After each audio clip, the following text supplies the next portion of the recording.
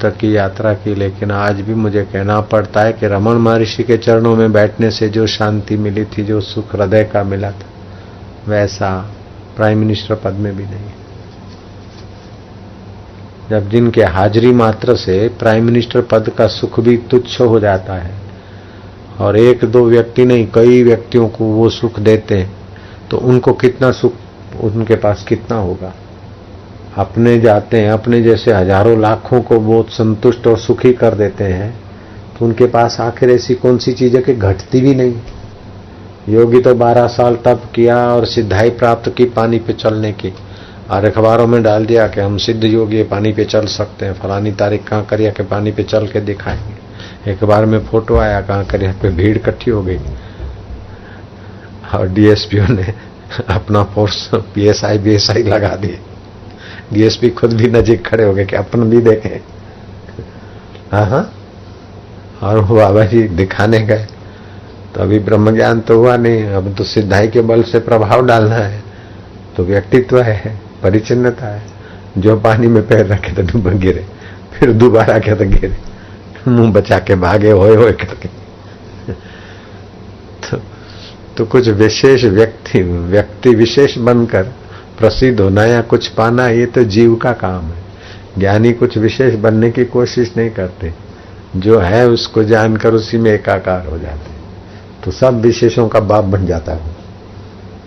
सारे जो विशेष व्यक्ति हैं उनसे भी ज्ञानी जो निर्विशेष है वो सर्वोपरि विशेष हो जाता है। जोगी बने, तपस्वी बने, कुछ बने, सेठ बने, राजा बने, लेकिन ज्ञानी तो एक साथ सब रूप में जो है उससे एक होकर सभी बनाया है। बिना मेहनत के उसको तो राज्य मिल गया सा। वो तो योगी बना है, वो राजा बना है, लेकिन जिससे बना है उसमें ज्ञानी एक हुआ है, तो ज्ञानी समझता कि सभी हम बने बैठे हैं, तो मौजी मुंह पर, उसको कुछ बनना नहीं पड़ता। ब्रह्मा होकर हम सृष्टि करते, विष्णु होकर पालन करते, शिव होकर संहार करते हैं। ज्ञानी जैसा तृप्त और कोई नहीं मिलता। ज्ञानी को जो अनुभव होता है आत्मवेता को, उसकी बराबरी देव सुख भी कुछ नहीं कर सकता, यक्ष गंधर्व भी कुछ नहीं।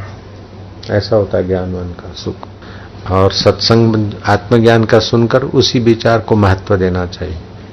हे राम जी, जैसे माता की पुत्र पर दया और ममता होती है, वैसे ही वे सब पर दया करते हैं। जैसे कमलों के निकट भंवरा जाता है तो वे उसको विश्राम का स्थान देते हैं और सुगंध से उनको संतुष्ट करते हैं, वैसे ही संत जन निहाल कर देते हैं। हे राम जी, ऐसे संत जन इस लोक और परलोक में भी सुख देने वाले हैं। जिन पुरुषों में ऐसे गुण पाइए वे ही सच्चे संत हैं। जैसे जहाज के आश्रय से समुद्र के पार हो जाते हैं, वैसे ही संत जन संसार समुद्र से पार करने वाले हैं। जिनको संत जनों का आश्रय हुआ है वे ही लोग तरे हैं। हे राम जी, जिनको संत पुरुषों का आश्रय मिला है वे ही तरे हैं। जैसे जहाज के आश्रय से दरिया पार कर लेते हैं लोग, ऐसे ही संत का संग सानिध्य आश्रय मिलता है तो तर जाते हैं। हम भी अपनी साधना बल से कुछ भी करते तो इतना नहीं मिलता जितना गुरु की कृपा से हमें मिला। हे राम जी, महापुरुष और संत जन मल्लाह है, उनका युक्ति रूपी जहाज है, उसी से संसार रूपी समुद्र तर जाएगा और उपाय कोई नहीं। और उपाय कोई नहीं है, और उपाय कोई हो ही सकत न।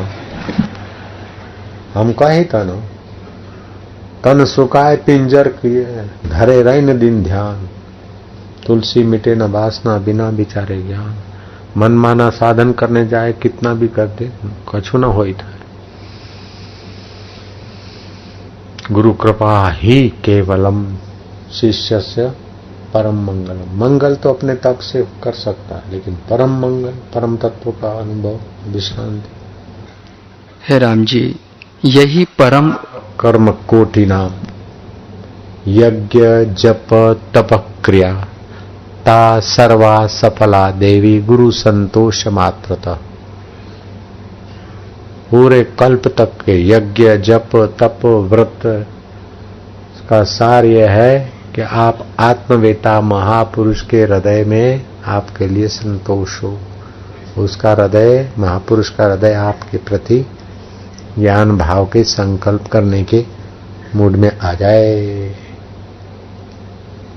सारे पूजा पाठ व्रत नियमों का फल यही है कि तुम्हारे हृदय में परमात्मा को पाने की प्यास पैदा हो और तुम्हारा ऐसा आचरण हो कि ज्ञानवान के चित्त से छलके वो परमात्मा।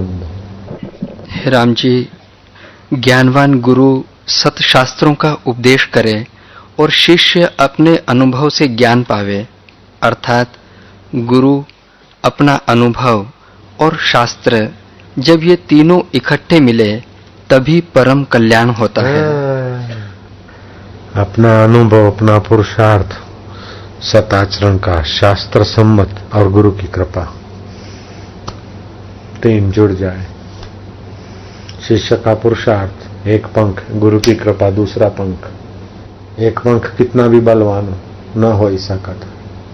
हे राम जी, जिस देश में संत जन रूपी वृक्ष नहीं है और जिनकी फलों सहित शीतल छाया नहीं है, उस निर्जन मरुस्थल में एक दिन भी न रहिए। जहाँ संत रूपी विशाल वृक्ष नहीं है और जिनकी करुणा कृपा रूपी छाया नहीं, उस देश को मरुभूमि समझकर त्याग दो।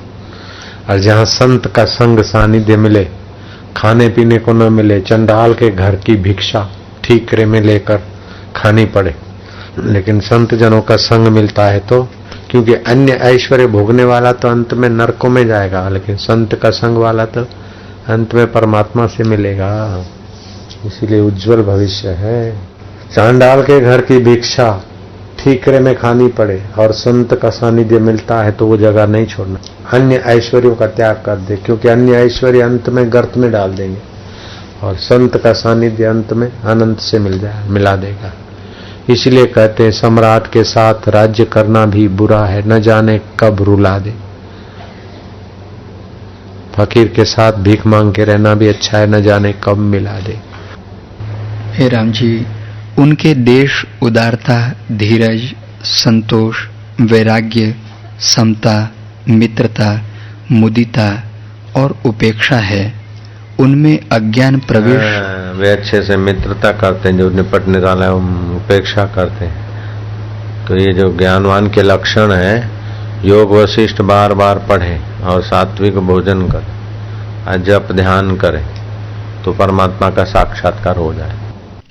वशिष्ठ बोले, हे राम जी, जिनके हृदय रूपी आकाश में आत्म विवेक रूपी चंद्रमा प्रकाशता है, वह पुरुष शरीर नहीं मानो क्षीर समुद्र है। उसके हृदय में साक्षात विष्णु विराजते हैं। जो कुछ उनको भोगना था वह उन्हें भोगा और जो कुछ देखना था वह भी देखा। फिर उन्हें भोगने और देखने की तृष्णा नहीं रहती और आत्मरूप आत्मबोध से आनंदित होता है। तुर्यावस्था में स्थित होकर हर्षवान होता है, ज्ञानवान होता है। तो तुर्या क्या है? तीन अवस्था आती है। अभी जो बोल रहे हैं उसको जागृत अवस्था बोलते हैं, रात को स्वप्न आता है उसको स्वप्न अवस्था बोलते हैं, और गहरी नींद होती है उसको सुषुप्ति अवस्था बोलते हैं। ये तीन अवस्था में सब लोग जीते हैं। ज्ञानी तुर्य अवस्था में पहुंच जाता है, जो जागृत को जानता है, स्वप्न को जानता है और सुषुप्ति को जानता है, उसमें ज्ञानी जगह, वो तुर्य अवस्था है। इसका वर्णन क्यों करते हैं कि तुम भी उस तुर्य अवस्था में जगो। जागृत आया बदल गया, स्वप्न आया बदल गया, सुषुप्ति आई बदल गई। तुर्या, तो तुर्य अवस्था में ज्ञानवान के आत्मा, और वैसे वास्तव में सब तुर्या में ही है। कल की जागृत चली गई तो तुम थोड़े चले गए, कल का स्वप्न चला गया तुम थोड़े गए, सुषुप्ति गई तुम थोड़े गए, लेकिन कल जैसा था उस समय तुम उसमय हो गए। ज्ञानी उसमें जागृत रहता है तुर्य अवस्था में, और अज्ञानी लोग तुर्य अवस्था की पता नहीं, इसीलिए ज्यादा दुख भोगता है और करा करा सब चट हो जाता है उसका। और ज्ञानी सभी दुखों के बीच भी सुखी रहता है, क्योंकि अवस्थाएं सब बदलती हैं। डटा रहता है।